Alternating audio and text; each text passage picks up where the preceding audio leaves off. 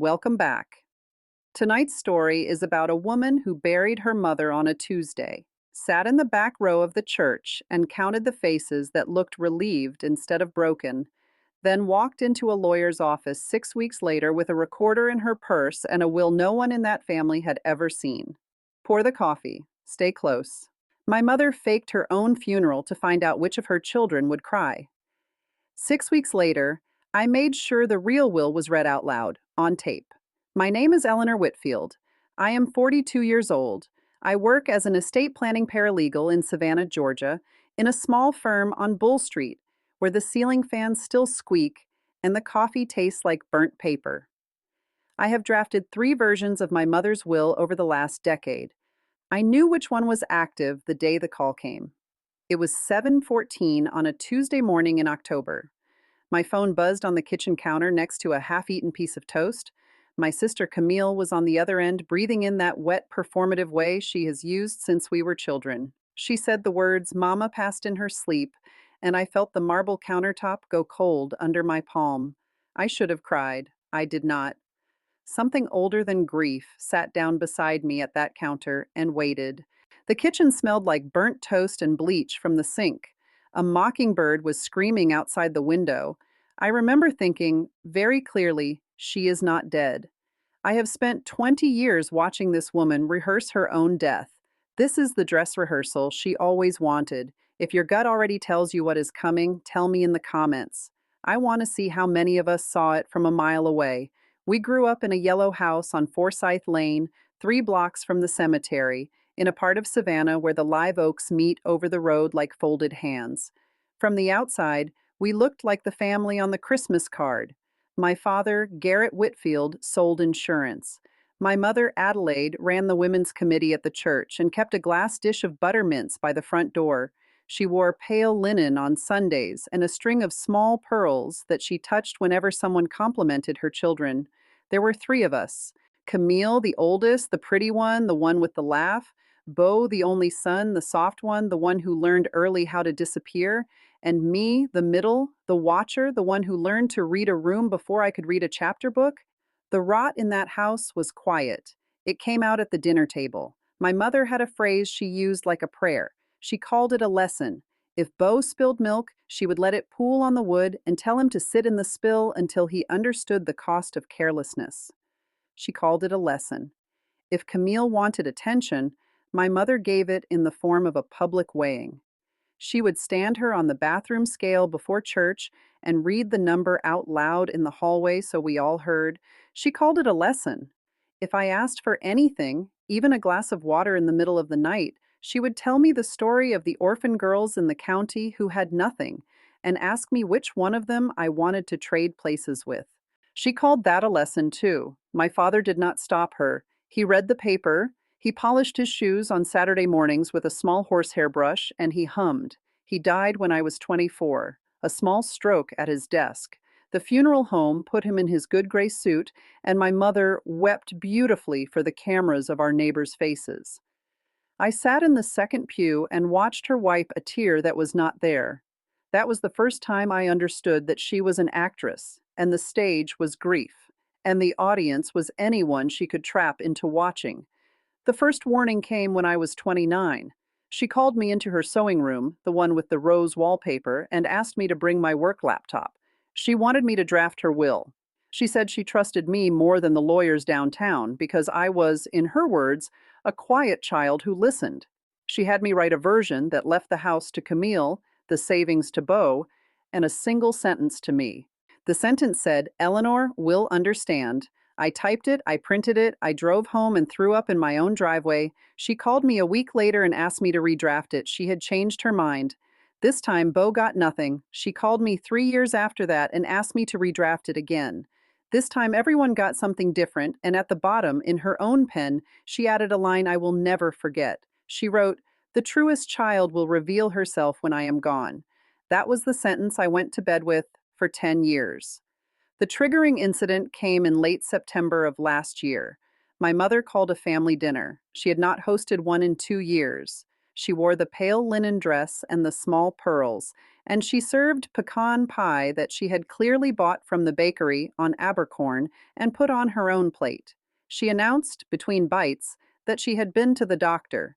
She said the word tired. She said the word peaceful.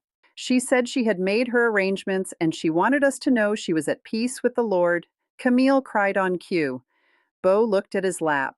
I watched my mother's hand, the one holding the fork, and I noticed it was not shaking. A woman who is dying does not eat pecan pie with a steady hand and a clean appetite. A woman who is dying does not glance at the clock above the stove every 90 seconds to see if her audience is reacting on schedule. I drove home that night with the windows down and the smell of the marsh in my hair, and I knew something was coming. She was setting a stage. I just did not know which act was first. The call came 11 days later. Camille told me Mama had passed in her sleep, in the yellow house, in the bed where she had slept for 40 years. Camille said the words hospice and peaceful, and the Lord called her home. I asked her one question. I asked her who found the body. There was a small pause on the line. She said, I did. The hospice nurse was on her way. I asked Camille for the nurse's name. Camille said she did not remember. I drove to the yellow house with $9 in my pocket and my work bag on the passenger seat, the way I had driven to that house 1,000 times as a child. The yard was full of people in black. The screen door was propped open with a brick. There was a casseroles table on the porch. My mother's friends from the church committee were standing in the kitchen in a tight little knot, whispering, and Camille was on the front lawn in a black dress I had never seen, taking a phone call. She turned her back when I walked up. The funeral was on a Tuesday. They had moved fast, too fast. The casket was closed. Camille said the family wanted to remember her as she was. The pastor said a few words about a woman I did not recognize from his description. The pews were full. I sat in the back row on purpose, 3 feet from the door, with a small spiral notebook open on my lap, and I did what I have done at every difficult event in my life. I counted. I counted the people who cried. I counted the people who did not. I counted the people who looked at Camille for permission before they let a tear fall. I counted the people who looked relieved. There were 17 of them. 17 people in that sanctuary who exhaled when they were told my mother was dead. Cousins, 2 of the church committee women, a neighbor from across the street whose dog my mother had reported to animal control 3 times. My brother Beau, sitting in the second pew, with his shoulders dropped 2 inches lower than I had seen them in a decade. And Camille. Camille cried. Camille cried like a person who had been waiting her whole life for permission, but her eyes were dry on the sides. I saw it. The eyes are what give it away. Tears come from the inner corner first. Hers were performance tears, the kind a child makes when she wants the cookie. I did not cry. I did not fight. I waited. After the service, in the church basement, over weak coffee in styrofoam cups, my mother's oldest friend, a woman named Mrs. Avery Doyle, who had known her since they were girls together at the Methodist school, walked up to me very slowly and squeezed my wrist. She is 83 years old. She smells like lavender hand cream and old paper. She leaned in close to my ear and she said one sentence I have not been able to put down since. She said, "Sweetheart, your mama is not in that box. I want you to know that I know." I just smiled at her because the room was full, and I patted her hand and I told her I would come for supper at her house on Thursday. And then I went home and I sat on the floor of my kitchen and I called the funeral home from a number that was not mine, and I asked a question only an estate paralegal knows how to ask. I asked for the cremation certificate number. They did not have one. They said the family had requested a private interment. There was no certificate yet. There was no body in any record I could pull. There was no death certificate filed with the county. I checked at 9:14 that night. I checked again at 6:02 the next morning. There was nothing. My mother was not legally dead. If you have ever had a family member turn cruelty into a game, drop a 1 in the comments. I want to know I am not alone in this. I did not confront Camille. I did not confront anyone. I went to Mrs. Avery Doyle's house on Thursday the way I had promised, and she made me chicken and rice with peas the way she had when I was 11, and I would sit at her kitchen table and pretend I lived there. Over the peas, she told me what she knew. She told me my mother had been at her house 6 days before the funeral.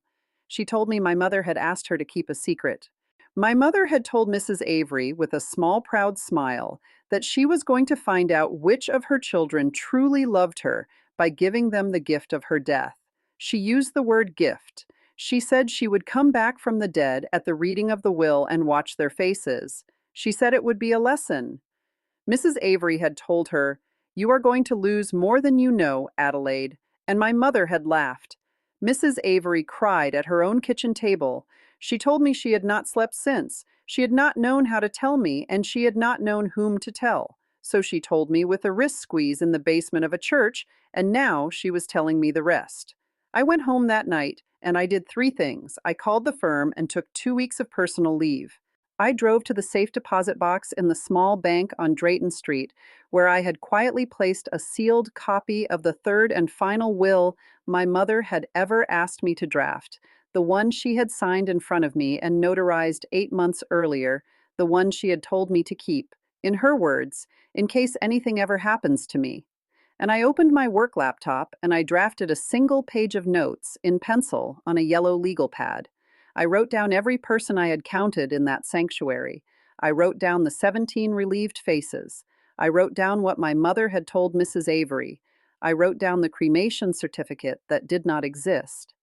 And at the bottom of that yellow page, I wrote one sentence in my own pen, the way she had written one in hers 10 years before. I wrote, "The truest child will reveal herself when I am gone." And under it, I wrote, "Fine." I bought a small digital recorder at the office supply store on Habersham. It was the size of a tube of lipstick. I put it in the inside pocket of my black handbag, the one I carry to closings, the one no one ever questions. The reading was set for 6 weeks after the funeral. Camille scheduled it. She used a lawyer named Tate Brennan, a man I had gone to high school with, who had once asked my mother for the church committee's mailing list and had been told no. He was nervous when I walked in. The conference room was small, wood paneling, a pitcher of water sweating on a tray, Camille in cream, Beau in a wrinkled blue shirt, two of the cousins who had looked relieved in the back of my notebook, and a chair at the head of the table that was, I noticed immediately, pulled out an inch farther than it needed to be. A chair pulled out for someone who was planning to sit in it. I sat at the foot of the table, facing that chair, and I clicked the recorder on through the lining of my handbag with my thumb. It made no sound. Tate cleared his throat. He pulled a will out of a manila folder. He began to read. The will he read left the yellow house to Camille. It left the savings to Camille. It left a single sentence to me. The sentence was, "Eleanor will understand." Camille began to cry on cue. Beau looked at his lap. The cousins looked at the carpet. I let him read every word. I let him fold it neatly back into the folder. I waited until the room was silent. Then I reached into my bag and I took out my own folder. I set it on the table. It was a blue folder, the kind we use at the firm for executed and notarized originals. I slid it across the wood toward Tate Brennan, and I said, in a voice I have heard come out of my mouth maybe 3 times in my life, "That document is not the active will. The active will is dated February of this year. It is signed. It is notarized. It is witnessed by Mrs. Avery Doyle and a notary at First Coastal Bank. I drafted it myself. I have the original here, and I have the recording of its signing on a flash drive, also in this folder. Please read it out loud. If you have stayed with me until now, thank you. Tell me in the comments what part of the story stayed with you the most. I read every single one. Tate Brennan went very pale. He opened the blue folder. He looked at the first page. He looked at the second. He looked at Camille. He read it. He read it out loud, the way I had asked, because he is a lawyer who knows what a notarized witness document is. The active will left the yellow house to Beau, in trust, with a clause that prohibited Camille from setting foot in it. It left the savings to a scholarship fund at the Methodist school for girls who needed shoes for the school year, named in honor of my father. It left to Camille one item, the bathroom scale from the upstairs bath, with a note in my mother's own handwriting that said, "You spent your childhood standing on it. Keep it." And it left to me, Eleanor Whitfield, The contents of a safe deposit box at First Coastal Bank, key number 47. Tate finished reading. Camille's mouth opened and did not close. Beau put his hand over his eyes. The cousins did not move. The chair at the head of the table was still empty. I looked at that empty chair and I said very quietly into the room, "The truest child will reveal herself when I am gone." You wrote that, Mama. I am revealing myself now. I am the one who kept the real one. I am the one with the tape. The door behind that empty chair did not open. Whoever was supposed to walk through it did not. I will never know whether she lost her nerve, or whether Camille had warned her, or whether she was sitting in a car in the parking lot listening to a phone Camille had left on the table on mute. I only know the chair stayed empty. I picked up my handbag. I clicked the recorder off through the lining. I walked out into the November light on Bull Street, and I did not look back.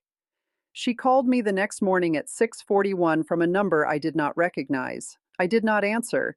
She called again at 6:43. I did not answer. She left a voicemail. Her voice was the voice of a woman who had not slept. She said my name 3 times. She said, "You were always the cold one." She said, "You were always the one who watched." She said, "I hope you are proud of yourself."